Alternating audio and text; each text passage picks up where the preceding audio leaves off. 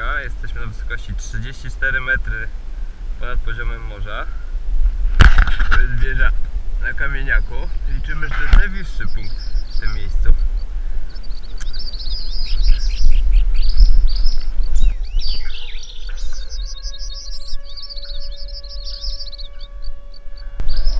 Buja się.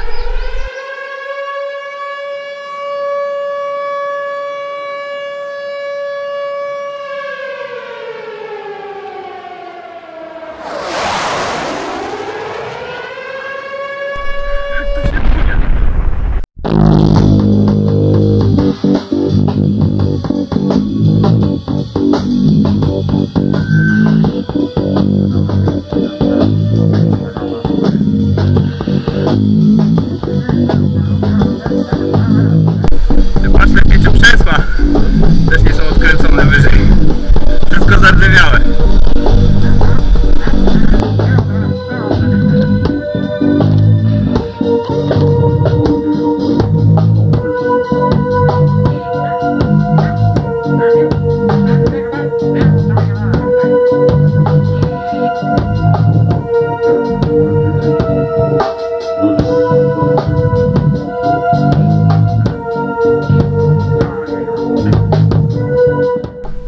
Wysokość 54 metry, wieża ma 20 metrów, tam jest północ, Preventura, tam nocujemy, tu mamy wysepki,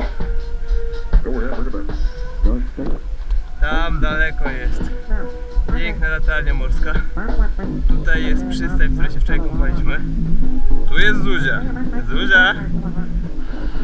Teraz spójrzmy się jeszcze w drugą stronę. To jest farma, na której byliśmy wczoraj, jedliśmy coś, czy lody.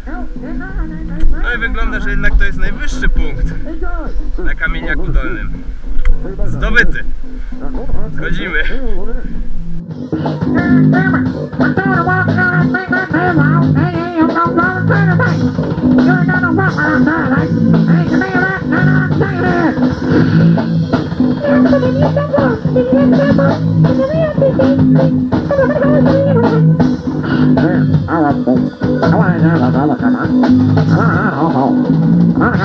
Come on.